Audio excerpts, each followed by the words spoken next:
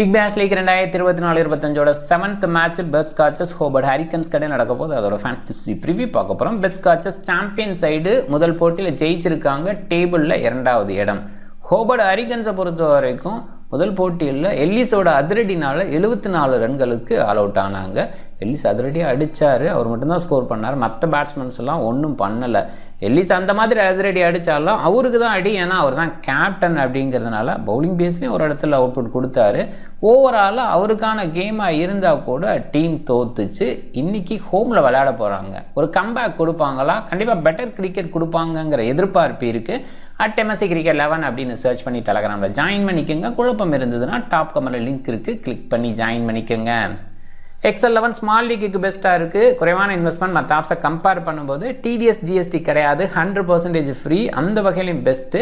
XL11 install பண்ணலைன்னா top கமெண்ட்டில் link இருக்குது, கிளிக் பண்ணி இன்ஸ்டால் பண்ணி என்னோட ரெஃபரல் கூட பயன்படுத்த மறக்காதீங்க. பெல்லரி ஓவல் ஹோபர்ட்டில் தான் இந்த போட்டி. மழைக்கான வாய்ப்பு இல்லை. December 21 10:30 AM நம்மளோட டைம், அவங்களோட டைம் 4 PM. டே மேட்சாக இருக்குது. ஸ்பின்னர்ஸுக்குள்ள ரோலுக்குள்ளே வரலான்னு தோணுது. 62 போட்டியில் 32 பேட் ஃபஸ்ட்டு, 29 சேசிங்க. இங்கே பேட் ஃபஸ்ட்டு ப்ரிஃபரபிள் இந்த நம்பர் பார்க்கும்போது, பட் பெரிய டிஃப்ரென்ஸ் இல்லை. பெட்டராக விளையாடுற டீம் ஜெயிக்குது அப்படிங்கிற மாதிரி தான் சொல்லணும். 32-29 தான். இங்கே டே மேட்ச் கன்சிடரேஷன் லேட்டாக ஸ்லோ ஆகும்.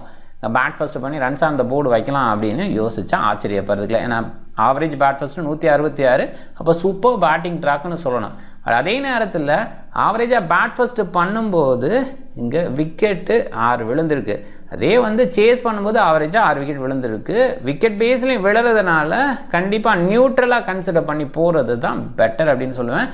அதே நேரத்தில் போன சீசனில் விளையாண்ட 4 போட்டிகளுமே சேஸ் பண்ண டீம் தான் ஜெயிச்சிருக்கு. அதை கொஞ்சம் மைண்ட் பண்ணி சேஸ் பண்ணால் ஆச்சரியப்படுறதுக்குல. முதல் போட்டி கொஞ்சம் ஹார்ட்னஸ் இதெல்லாம் எதிர்பார்த்து சேஸ் பண்ண விருப்பப்படுவாங்க டாஸ்மன் பண்ணுற captain.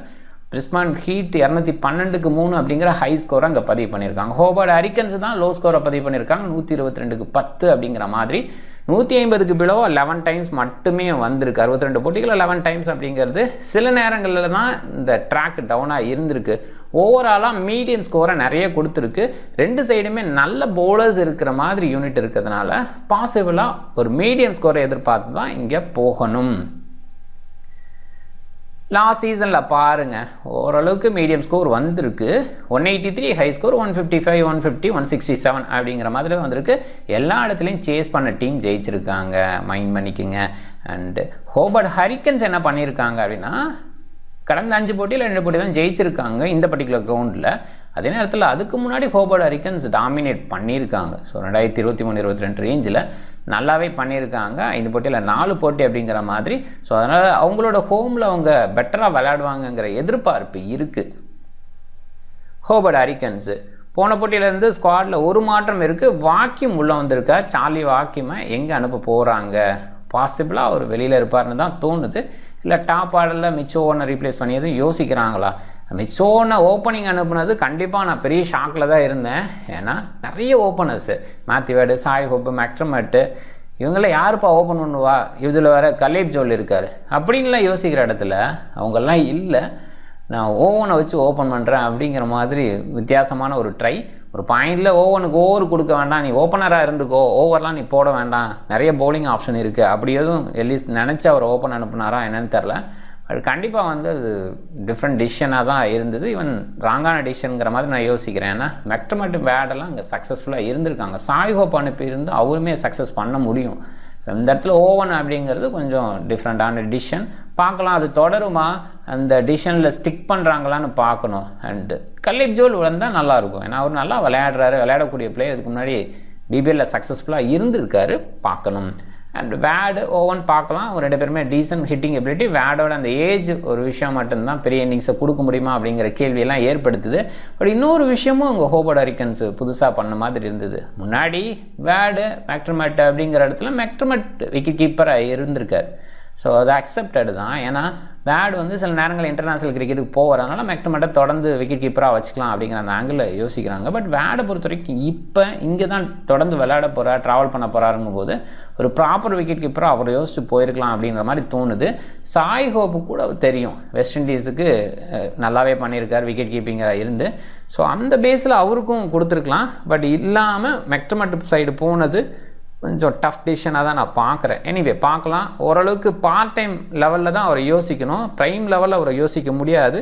But descent wicket keeping பண்ணக்கூடிய எபிலிட்டி இருக்குது. நிக்கில் சௌத்ரி டீசன்ட் பேட்டர், நல்ல ஹிட்டிங் எபிலிட்டி, அதே நேரத்தில் ஆஃப் பிரேக் bowling தேவைப்பட்டால் பண்ண முடியும். டிம் டேவிட்டும் அந்த இடத்துல தான் சொல்லணும், ரீசெண்டாக அந்த ஃபினிஷிங் ரோலில் குறைவாக இருக்காரோ அப்படிங்கிற ஃபீல் இருக்குது. அண்ட் போன போட்டியில் முன்னாடியே வந்தார், ஓரளவுக்கு இன்னிங்ஸை பில்ட் பண்ணுவார்னு எதிர்பார்க்கப்பட்ட இடத்துல என்ன 16 ஓவருக்கு அப்புறம் கூப்பிடுங்க அப்போ நான் விளையாடுறேங்கிற மாதிரி அவர் உடனே வெளில போயிட்டார். கிறிஸ் ஜோர்டான், எல்லிஸு இவங்க ஹிட்டிங்கோடு இருக்கிற ஒரு டீசன்ட் பவுலிங் ஆல்ரவுண்டர்ஸு. ஜோர்டான் ஓரளவுக்கு நல்லாவே பண்ணுவார் பேட்டிங் பேஸில். எல்லிஸ் போன போட்டியில் நல்லா பண்ணார், அந்த ஹிட்டிங் நல்லா இருந்தது. அண்ட் ஓவராலாக டாப் ஆர்டர்ஸ் எல்லாம் ஃபெயிலியர் ஆனதுக்கப்புறம் இவன் பாட்டம் வரைக்குமே ஃபெயிலியர், ஒரு மட்டுமே போராடினார். ஸ்கோர் பேஸில் ஒரு டீசன்ட் ஸ்கோர் எடுத்துகிட்டு வர முடியும்னு நம்பினார். ஓரளவுக்கு நல்லா விளையாண்டார். 74ங்கிற இடத்துல இவரே 30+ அப்படிங்கிறத கொண்டு வந்தாருங்கும்போது பெஸ்ட்டுன்னு சொல்லலாம். ரிலே மெரிடிட்டு எக்ஸ்ட்ரா பேஸு, ஆரம்பத்துலேருந்து இவரோட பவுலிங் ரொம்பவே சூப்பராக இருக்கும். பில்லி ஸ்டான்லேக்கு சின்ன வயசுலேயே உள்ளே வந்தார். இப்போயுமே யோசிக்கும்போது எப்பயோ வந்த மனுஷனுக்கு 30-31 வயசு தானே ஆகுது அப்படின்னு யோசிக்கிற மாதிரி தான் இருக்குது. போன போட்டியில் டீசன்ட் பவுலிங் கொடுத்தாரு, பார்க்கலாம். இனிஷியல் பால் ஒரு எடுத்து வீசுகிறாரு. சலாம் கில் பெருசாக பயன்படுத்தலை, கொஞ்சம் ஓவர் போட்டு பயன்படுத்தியிருக்கலாம். அப்படி ஒரு விஷயத்த பண்ணவே முயற்சி பண்ணலை. எல்லிஸ் ஓகே ஃபாஸ்ட் பவுலுக்கு எடுக்குது, நம்மளால் முடிஞ்ச அளவுக்கு விக்கெட் எடுத்துக்கலாம் அப்படின்னு போன மாதிரி தான் இருந்தது. கொஞ்சம் ஸ்ப்ரெட் பண்ணலை, போராடலாம், கொஞ்சம் தள்ளி வைக்கலாம் வெற்றியை, அந்த மாதிரி கூட ஒரு முயற்சி பண்ணல. ஏன்னா ரெனகேட்ஸை பொறுத்த வரைக்கும் இதுதான் சான்ஸு, நம்ம ரன் ரேட்டை ஏற்றிக்கலாம், இந்த ஸ்கோரை அடிக்க முடியாமல் போகிறது இல்லைன்னு. விக்கெட்ஸ் விட்டாலும் பரவாயில்லன்னு ஆரம்பத்துலேருந்து அதிரடியாக ஆரம்பிச்சிட்டாங்க. ஸோ அந்த இடத்துல சலாம் கில் மாதிரி ஒரு பவுலர் பிரேக் போட்டுக்கலாம். எல்லிஸ் இதெல்லாம் கற்றுக்க வேண்டிய ஒரு விஷயமா பார்க்குறேன். ஏன்னா எவ்வளோ தூரம் அவங்கள எடுத்துகிட்டு போக வைக்கிறாங்களோ, அந்த டார்கெட்டை ரீச் பண்ணுறதுக்கு கஷ்டப்படுத்துகிறாங்களோ, அது எல்லாமே இவங்களுக்கு ரன் ரேட்டில் ப்ளஸ்ஸாக வரப்போகிற ஒரு விஷயம். ஸோ அதை உணரலை. மேக்ஸிமம் எல்லிஸு, ஸ்டான்லேக்கு, மெரிடிட்டு, ஜோர்டான் இப்படியே போயிட்டாங்க. ஸ்பின்னர் சைடே மூவ் பண்ணலை. பார்க்கலாம் இன்றைக்கி சலாம் கில் என்ன பண்ணுவாருன்ட்டு. இந்த டீம் பேர்த்தை பொறுத்த வரைக்கும் ஸ்குவாடெல்லாம் நாங்கள் அனௌன்ஸ் பண்ண மாட்டோம்னு ஸ்ட்ராங்காக இருக்கிறாங்க. முதல்ல எடுத்தோடனே 19 மெம்பர் இருக்கிற ஸ்குவாடை மட்டும் சொன்னாங்க. அதுக்கப்புறம் இந்த மேட்சுக்கும் ஸ்குவாட் அனௌன்ஸ்மெண்ட் கொடுக்கல. ஹார்டி இன்ஜூர்டு, அதனால் அவரை பேச வேண்டியதில்லை. மிச் மாஸ் ப்ராக்டிஸ் பேஸில் பார்க்குறோம். ஸோ அதனால் டெஸ்ட் கிரிக்கெட்டில் இவர் தொடர்வாருங்கிறதுனால இவருமே இருக்க மாட்டார். ஆனால் ஜோஸ் இங்கிலீஷ் ஒரு பேக்கப் விக்கெட் கீப்பர் அப்படிங்கிற அந்த ஆங்கிளில் தான் இருக்கார். போன போட்டியிலே லாங்காக ட்ராவல் பண்ணி திருப்பி போகணும் அப்படிங்கிற அந்த ஆங்கிளில் தான் ஒரு டீமுக்குள்ளே வரலை. பட் பேர்த்துக்கு விளையாடணும்னு இன்ட்ரெஸ்ட் இருக்கிற ஒரு பிளேயர் பாசிபிளாக இவர் உள்ளே வர்றதுக்கான வாய்ப்பும் இருக்குது. பட் அதே நேரத்தில் மெல்போர்ன் டு ஹரிக்கன்ஸ், ஸோ அவங்களோட ஹோம் அப்படிங்கிற அந்த இடத்துல ஒரு 800 கிலோமீட்டர், ஸோ அந்த இது தான் ஃப்ளைட்டில் வந்துட முடியும்னு நான் நினைக்கிறேன். இப்போ டைம் ஜோன் கூட டிஃப்ரெண்ட் கிடையாது. ஸோ அதனால் ஜோஸ் இங்கிலீஷ் அப்படி ஒரு ட்ராவல் பண்ணுவாரா அப்படின்னு பார்க்கணும். அண்ட் அந்த ஃபெசிலிட்டி ஏற்படுத்தி கொடுத்தாங்கன்னா ஜோஸ் இங்கிலீஷ் கலந்துக்குவார். அப்படி கலந்துக்கிற பட்சத்தில் மாத்யூ ஹர்ஸ்ட்டை தான் ரீப்ளேஸ் பண்ணணும், ஒரு இங்கிலாந்து பிளேயரு. ஸோ ஏற்கனவே ஓகே முதல் போட்டியில் பெருசாக பண்ணலை அப்படின்னா கூட டீசன்ட் விக்கெட் கீப்பர், அதில் டவுட்டே இல்லை. அண்ட் ஓவராலாக டீசன்ட் ஹிட்டிங் எபிலிட்டியும் அவர்கிட்ட இருக்குது. ஸோ அதை பார்க்கணும். இல்லை வேறு யாரையாவது வெளியில் வைக்கிறாங்களா? கீட்டன் ஜென்னிக்ஸு டாப் ஆர்டரில் ஸ்டெபிலிட்டி கொடுக்கணும்னு நம்புவாங்க. அண்ட் அவரு தான் பாசிபிளாக வச்சு ஓப்பன் பண்ணுவாங்க. இல்லை ஜோஸ் இங்கிலீஷ் வந்தால் மாத்யூ ஹர்ஸ்ட்டு தான் வழிவிடுற மாதிரி இருக்கும். பார்க்கலாம் அது என்ன பண்ணுவாங்கன்ட்டு. இங்கே ஜாக்சன், பியர்ட்மேன், கெல்லி, ஃபேமிங்கு அண்ட் ஸ்போஸ் இவங்களுக்குலாம் வாய்ப்பு இல்லை. ஸ்போஸை பொறுத்த வரைக்கும் கனடாவை சேர்ந்த பிளேயர், அவருக்கான வாய்ப்பு இந்த மாதிரி பிபிஎல் ஸ்டேஜில் கிடச்சிருக்கு அப்படிங்கும்போது ரொம்பவே சூப்பர்னு சொல்லணும். ஆலன் அண்டு ஜென்னிங்ஸு, ஃபினாலன் பொறுத்த வரைக்கும் நியூசிலாந்து பிளேயர், டீசெண்டான ஹிட்டிங் எபிலிட்டி, குயிக்காக ஆடக்கூடிய எபிலிட்டி, டக்குன்னு கேமை சேஞ்ச் பண்ணிவிட டாப் ஆர்டரில் பவர் பிளேவை யூட்டிலைஸ் பண்ணக்கூடிய ஒரு பிளேயர். ஜென்னிங்ஸு ஸ்டெபிலிட்டி கொடுத்து விளையாடுவார். பேர்த் மாதிரி இடத்துல இவரோட கேம் அவ்வளோ ஈஸி கிடையாது, அந்தளவுக்கு பெஸ்ட்டாக இருக்குன்னு சொல்ல முடியாது. பட் இந்த இடத்துல நல்ல அவுட்புட் கொடுக்கலான்னு தான் தோணுது. Cooper Connolly, left arm orthodox, left hand batting, போன போட்டியில் சூப்பரான ஒரு ஸ்டார்ட் அவரால் கொடுக்க முடிஞ்சது. பவுலிங்கில் ஒரு விக்கெட் அண்ட் பேட்டிங் பேஸில் 50+ அப்படிங்கிற அந்த இடத்துல பெஸ்ட்டு. அண்ட் ஹர்ஸ்ட்டை பொறுத்த வரைக்கும் விக்கெட் கீப்பர், ஹிட்டிங் எபிலிட்டி இருக்கிற ஒரு பிளேயர் தான். பார்க்கலாம். டர்னை இந்த டீமுக்கு பெஸ்ட்டாக லீட் பண்ணியிருக்காரு. பவுலிங் பேஸில் சில இடங்களில் எதிர்பார்க்கலாம் லெஃப்ட் ஹேண்டர்ஸுக்கு எகென்ஸ்ட் தான். ஆனால் ஆப்போனன்ட் டாப் ஆர்டர் மட்டும் லெஃப்ட் ஹேண்டர், மற்ற எல்லாருமே ரைட் ஹேண்டர் அப்படிங்கிறதுனால பாசிபிளாக இவரோட பவுலிங் எதிர்பார்க்க தேவையில்லை. இன்ஜுரி கன்சர்ன் இருக்குது. சீசன்லேயே ஆரம்பத்திலேயே ஒரு ஃபிட்னஸை பாஸ் பண்ணணும் அப்படிங்கிற அந்த இடத்துல பாஸ் பண்ணி விட்டாங்கன்னு தான் சொல்லணும். ஏன்னா டர்னர் கேப்டனாக இருக்கும்போது இந்த டீம் பயங்கர சக்ஸஸ்ஃபுல்லாக இருந்திருக்கு. ஸோ அந்த பேஸில் டர்னரை எப்படியாவது எடுத்துகிட்டு வரலாங்கிற முயற்சியில் சக்ஸஸ் கிடச்சிருக்கு. அடுத்த சக்ஸஸாக தொடர்ந்து ஒரு விளையாட வைக்கணும். அதனால் பவுலிங் பேஸில் நீங்கள் பவுல் பண்ண வேணான்னு தான் சொல்லுவாங்கன்னு நினைக்கிறேன். எனிவே பார்க்கணும். Nick Hobson right hand medium, left hand batting போன போட்டியில் சூப்பரான ஒரு ஹிட்டிங்கை ஷோ பண்ணார்.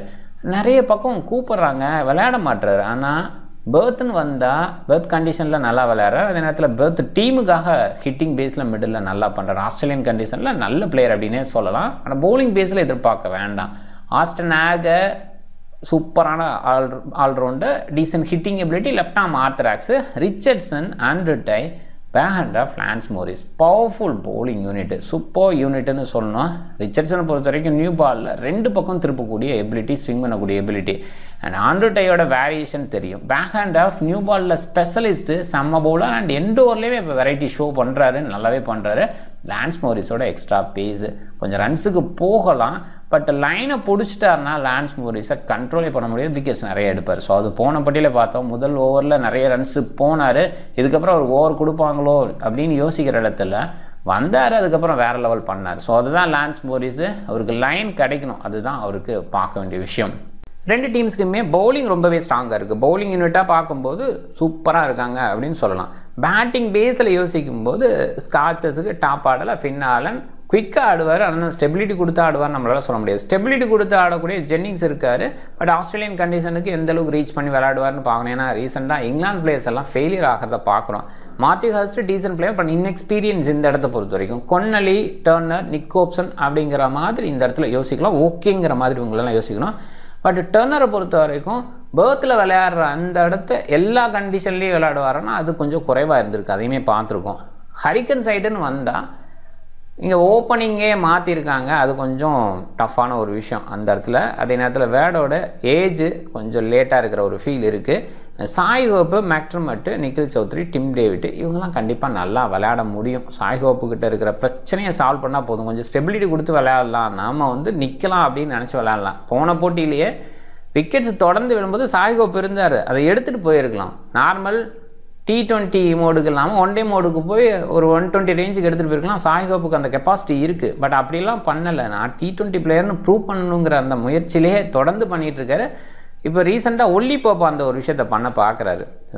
T20 மோடுக்கு நியூசிலாந்து விளையாடும் போதே விளையாட ஆரம்பிச்சிட்டார். நியூசிலாந்தில் டெஸ்ட் கிரிக்கெட்லேயே பார்த்தா ரிவர்ஸ் ஆட்டு ஆடி தான் ஃபாஸ்ட் பவுலர் ரிவர்ஸ் ஆட்டு ஆடி போல்டாகி அவுட் ஆனார். ஸோ அதே ஷாட்டுக்கு தான் ரீசெண்டாகவும் அவுட் ஆனார்.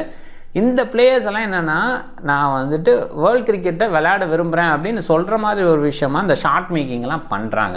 அவங்களோட ரெகுலர் கிரிக்கெட்டை கொஞ்சம் பெட்டராக இம்ப்ரூவ் பண்ணி ஷோ பண்ணாவே போதும்.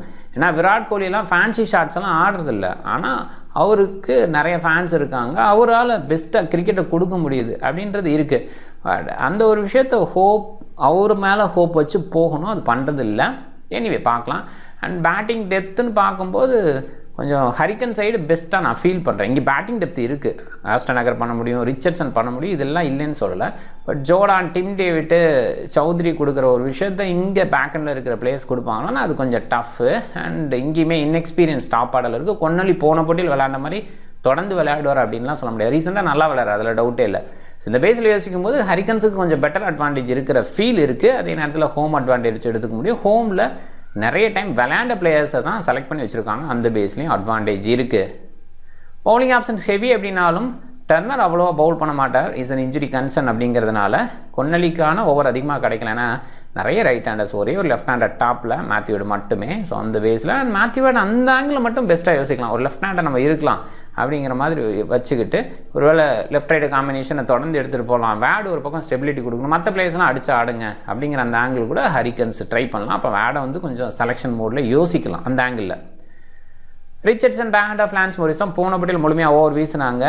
ஆஸ்டனாக்க, கொன்னலி, ஆண்ட்ரூ டையோட ஓவர் குறைஞ்சிது. டை பொறுத்த வரைக்கும் கொஞ்சம் அதிகமாக ஓவர் வீசலாம். போன போட்டியில் விக்கெட் எடுக்கலை, பார்க்கலாம் இன்றைக்கி வருவாருன்ட்டு. ஒரு நல்ல ரன் அவுட் இருந்தது. ஸோ அந்த ரன் அவுட்டு தான் கேமே சேஞ்ச் பண்ணிச்சு அப்படிங்கிற மாதிரி சொல்லலாம். அந்த மாதிரி ஒரு ரன் அவுட் டையால் பண்ணப்பட்டுச்சு. கிறிஸ் ஜோர்டான், நேதன் எல்லிஸ் முழுமையாக எண்டோவர் வீசுவாங்கங்கிற எதிர்பார்ப்பு இருக்குது. இங்கே ஒரு பாயிண்டில் யோசிக்கும் போது இவங்களோட பவுலர்ஸ் 5 பவுலர்ஸ் ஸ்டிக்கில் இருக்கிறதுக்கான வாய்ப்பு இருக்குது. நிக்கில் சௌத்ரி ஒரு ஆங்கிளில் வீசலாம், தேவைப்பட்டால் பயன்படுத்துவாங்க. சில லெஃப்ட் ஹேண்டர்ஸ்க்கு எகென்ஸ்டாக, குறிப்பாக லெஃப்ட் ஹேண்டர்ஸ் நிறைய பேர் இருக்கும்போது அந்த ஒரு விஷயத்தை பண்ணலாம். வாக்கர் சலாம் கில் அன்ஆர்த்தடாக்ஸு அந்த இடத்துல லெஃப்ட் ஹேண்டர்ஸ்க்கு எகென்ஸ்டாக வீசக்கூடிய போல தான், அதில் டவுட்டே இல்லை. ஸோ அதையும் கொஞ்சம் மைண்ட் பண்ணிக்கோங்க. பேக் ஆஃப் லான்ஸ் மோரிஸ் தான் போன பட்டியில் எண்டில் வீசினாங்க. எதிர்பார்ப்பு வந்து ரிச்சர்ட்சன் அண்டர்டை தான். அண்டர்டை எந்த ஒரு ஸ்பெஷலிஸ்ட்டாக இருந்திருக்காரு, இந்த டீமுக்கு பெஸ்ட் சக்ஸஸையும் கொடுத்துருக்காரு. ஸோ அந்த வகையில் தான். பட் மாற்றிக்கிட்டு இருக்காங்க, முன்ன மாதிரி இல்லை. தொடர்ந்து அந்த டெம்ப்ளேட் வச்சுருந்தது பார்த்துருக்கோம். பட் இப்போ அந்த டெம்ப்ளேட் மாறி இருக்குது. Back of Lance Morris end ஓவரில் வரதுக்கான வாய்ப்பு. அண்ட் பவர் சர்ச் இடத்துல ஜியோ ரிச்சர்ட்சன் பயன்படுத்துகிறாங்க. ஸோ அந்த பேஸில் தான் ஜியோ ரிச்சர்ட்சன் அந்த எண்ட் ஓவர் மாறுது. பவர் சர்ச்சில் கண்ட்ரோல் பண்ணி வீசுறதுனால ரிச்சர்ட்சன் அந்த இடத்துல பயன்படுத்துகிறாங்க. ஹோபர்ட் ஹரிக்கன்ஸ் பெஸ்ட் காச்சஸ் இவங்களுக்கு இடையில ஹெட் டு ஹெட்னு பார்க்கும்போது பெஸ்ட் காச்சஸ் ஆப்வியஸாக பெஸ்ட்டாக இருக்காங்க. பெஸ்ட் காச்சஸ் எந்த டீமோடையும் பெஸ்ட்டாக இருப்பாங்க, அந்த மாதிரி தான் இருந்திருக்காங்க. அண்ட் பேட் ஃபஸ்ட்டு பண்ணும்போது பெஸ்ட் காச்சஸ் ரொம்ப டாமினேட் பண்ணியிருக்காங்க. பவுல் ஃபஸ்ட்டு பண்ணும்போதும் ஓரளவுக்கு டீசென்ட் டாமினேஷன் இருக்குது. ரீசெண்டாக ஹோபர்ட் ஹரிக்கன்ஸோட வின்னு பார்க்கும்போது 2 வெற்றி 5 போட்டியில். பெஸ்ட் காச்சஸோட வின்னு பார்க்கும்போதும் அவங்களுக்கு 2 வெற்றி தான். ஸோ அதை பார்க்கணும். போன சீசன் கொஞ்சம் ஆஃப் சீசன் சொல்லலாம். அப்படி இருந்துமே அவங்க நாக் அவுட் ஸ்டேஜுக்கு வந்தாங்க, அப்படி தான் சொல்லணும். அண்ட் ஹோபர்ட் ஹரிக்கன்ஸ் பெஸ்ட் காச்சஸ் பாருங்கள், பெர்த் தான் இருக்குது. இடையில ஒரு ஹோபர்ட்டு, இங்கே ஒரு ஹோபர்ட்டு. ஸோ ஓவராலாக பெர்த் வந்து டாமினேட் பண்ணியிருக்காங்க அகெயின்ஸ்ட் ஹோபர்ட்டு. இந்த பாயிண்ட் யோசிக்கும் போது ஹோபர்ட் பெர்த்தை ஹேண்டில் பண்ணவே முடியாத அளவுக்கு கஷ்டப்பட்டுருக்காங்க, அப்படி பார்க்கணும். இப்போ கொஞ்சம் டீம் மாறி இருக்குது, டாப் ஆர்டர்ஸ்லாம் கொஞ்சம் மாறி இருக்குது பெர்த் சைடு. ஸோ அந்த பேஸில் அட்வான்டேஜ் ஹோபர்ட் ஹரிக்கன்ஸுக்கு இருக்கிறதா நான் பார்க்குறேன். டாப் 14 ஃபின் ஆலன் குயிக்காக ஆடலாம், அந்த ஒரு விஷயம் ரீசெண்டாக நல்ல டச்சில் இருக்கார் அந்த பேஸில். கூப்பர் கொன்னலி டபுள் ஆப்ஷன், குறிப்பாக நிறைய ரைட் ஹேண்டர்ஸ் இருக்கும்போது இவரோட பவுலிங் அதிகமாக எதிர்பார்க்குறேன். Matthew Hurst wicket keeper, Ben McDermott wicket keeper. And அந்த ஆப்ஷன் பேஸில் ஆஸ்திரேலியன் கண்டிஷனில் விக்கெட் கீப்பர் பாயிண்ட் அதிகமாக கிடைக்கிறத நம்ம பார்க்குறோம். Nikhil Chaudhary decent hitting and நிறைய லெஃப்ட் ஹேண்டர்ஸ் இருக்காங்க, அதனால் இவரோட பவுலிங் எதிர்பார்க்குறேன். கிறிஸ் ஜோர்டான் நல்ல ஹிட்டிங் அண்ட் பேட்டிங் பவுலிங் ரெண்டுமே பார்க்கலாம். ஆஸ்டன் ஆகரோட லெஃப்ட் ஆர்ம் ஆர்த்தடாக்ஸு மறுபடியும் அந்த நிறைய ரைட் ஹேண்டர்ஸ் அப்படிங்கிற ஆங்கிளில் தான் யோசிக்கணும். Ellis, Richardson, Meredith, Andrew Tye, back hand off இவங்கெல்லாம் சக்ஸஸ்ஃபுல் பவுலராக ஓவர் த இயர்ஸ் பிபிஎல்ல இருந்திருக்காங்க. சலாம் கில் எதிர்பார்ப்பு அதிகமாக இருக்குது. பட் லேட்டர் பேஸில் கண்டிப்பாக சலாம் கில்லோட பவுலிங் பெஸ்ட்டாக இருக்கும், அதில் டவுட் இல்லை. லான்ஸ் மோரிஸோட எக்ஸ்ட்ரா பேஸு லைன் ரிதம் பிடிச்சிட்டா பெருசாக பண்ண முடியும்னு நம்புகிறேன். பிக் பேஸில் ஃபினாலனை குறைவாக பிக் பண்ணியிருக்காங்க, ஹர்ஸ்ட்டை குறைவாக பிக் பண்ணியிருக்காங்க. சௌத்ரி போன போட்டியில் ஏர்லியாகவே அவுட் ஆகிட்டார், அதனால் குறைவாக பிக் பண்ணியிருக்காங்க. பட் கண்டிப்பாக லெஃப்ட் ஹேண்டர்ஸ் நிறையா இருக்கும்போது இவரோட பவுலிங்கை எதிர்பார்த்து போகணும். மேட்சப் பேஸில் பவுலிங் கொடுக்கறதுக்கான வாய்ப்பு அதிகமாக இருக்குது. ஆனால் நிக்கில் சௌத்ரி பெஸ்ட் அவுட்டோட கொடுக்கலாம். ஆண்ட்ரூ டை, ஸ்டான்லேக்கை குறைவாக பிக் பண்ணியிருக்காங்க, இவங்களும் ஒரு இடத்துல கேம்குள்ளே வரலாம். கொன்னலி, ரிச்சர்ட்சன் அண்டு எல்லிஸுக்கு கேப்டன் அதிகமாக போயிருக்காங்க. போன போட்டியோட பர்ஃபார்மன்ஸ் பேஸில் இது போயிருக்கு. மெக்டமேட்டு ட்ரை பண்ணலாம், விக்கெட் கீப்பர் ஆப்ஷன் அப்படிங்கிறதுனால. ஒரு இடத்துல மேத்யூவேட் ரொம்ப ரிஸ்க் எடுக்கணும்னு நினச்சா ட்ரை பண்ணுங்கள். பட் ஏஜ் ஃபேக்டர்னால அவரை கொஞ்சம் பெருசாக நான் யோசிக்கல. இன்னொரு பாயிண்ட் யோசிக்கும் போது ஒரு லெஃப்ட் ஹேண்டர் டாப் ஆர்டரில் ஸ்டெபிலிட்டி கொடுத்து அப்படியே ஒரு பக்கம் பிடிச்சிட்டு நிற்கலாம் அப்படின்னு அவரை வச்சாங்கன்னா அப்போ நல்ல ஸ்கோர் பண்ணுறதுக்கான வாய்ப்பு இருக்குது. பட் அந்த மாதிரி பிளேயர் அவர் கிடையாது, அதையுமே மைண்ட் பண்ணணும். இங்கே செலெக்ஷன் பேஸில் லெஃப்ட் ரைட்டு காம்பினேஷன் கொஞ்சம் யோசிச்சிருக்கலாம், அதை கொஞ்சம் மிஸ் பண்ணிட்டாங்கன்னு தோணுது. ஒருவேளை கலேப்ஜல் அதை உள்ளே கொண்டு வந்தால் அதை கொஞ்சம் மேனேஜ் பண்ணால் நல்லாயிருக்கும். நிக்கில் சௌத்ரி ஒரு ஆஃப் பிரேக் பவுலிங் அப்படின்ற அந்த பேஸில் அண்ட் டீசன்ட் ஹிட்டிங் அந்த பேஸில் யோசிக்கலாம். கிறிஸ் ஜோர்டான் டீசெண்டான ஆல்ரவுண்டர். டீம் பாருங்கள், கேப்டன் கொன்னலி கண்டிப்பாக போன போட்டியை விட கொஞ்சம் பெட்டராக ஓவர்ஸ் கொடுக்கலாம். பேர்த்தில் 2 ஓவர் கொடுத்தாங்கும்போது கண்டிப்பாக யோசிப்பாங்க. 1 2வது நிறைய ரைட் ஹேண்டர்ஸ் அந்த பேஸில் ஒரு கேப்டனாக போடலாம். 1 டவுன் பேட்ஸ்மேனாக இருக்கிறது அந்த ஒரு விஷயமும் இருக்குது. ஜோர்டான் வைஸ் கேப்டனாக ட்ரை பண்ணியிருக்கேன், டீசன்ட் சாய்ஸு. ஒரு பாயிண்டில் எல்லிஸை ட்ரை பண்ணலாம், தப்பே கிடையாது. ஏன்னா பேட்டிங்லேயே ஒரு ஷோ பண்ணுறாரு, ஜோர்டானுக்கு அடுத்தே இறங்குறாங்கும்போது எல்லிஸை கண்டிப்பாக ட்ரை பண்ணலாம். கேப்டன் விக்கெட் எடுக்கிற இடத்துலாம் பவுல் பண்ணுறாரு, அந்த டைப் ஆஃப் கேப்டனாக இருக்கிறதுனால அவரை முயற்சி பண்ணலாம், தப்பே கிடையாது. சலாம் கில் எடுத்திருக்கேன், கொஞ்சம் மாற்றி யோசிக்கிறனால மாற்றி யோசிங்க. டை எடுத்துக்கோங்க, decent try. Back hand rough, Jhye Richardson, Lance Morris, Chaudhary, Jennings. கொஞ்சம் டர்னர் சைடு நிறைய பேர் போயிருக்காங்க. டர்னர் மற்ற கிரவுண்ட்ஸில் எவ்வளோ தூரம் பண்ணுவாருங்கிறது ஒரு கேள்வியாக இருக்குது, அதனால தான் நான் அவரை பிக் பண்ணல. மேக்டமேட்டு விக்கெட் கீப்பர் அப்படிங்கிற அந்த ஆங்கிளில் அவரை பிக் பண்ணியிருக்கேன். ஹர்ஸ்ட் டீசன்ட் சாய்ஸு, ஹோப் இவங்களெல்லாம் கொஞ்சம் முயற்சி பண்ணால் பண்ணுங்கள். பட் அவங்கெல்லாம் கொஞ்சம் கான்ஃபிடென்ட் லெவலில் டவுனாக இருக்கிறதுனால அவங்க சைடு நான் கான்ஃபிடென்ட்டாக போகலை. நீங்கள் டிஃப்ரெண்ட் டீமை ட்ரை பண்ணுங்கள். இந்த வீடியோ பிடிச்சிருந்தால் லைக் பண்ணுங்கள், உங்கள் ஃப்ரெண்ட்ஸுங்களுக்கு ஷேர் பண்ணுங்கள். சேனலை சப்ஸ்கிரைப் பண்ண மறக்காதீங்க. மிக்க நன்றி.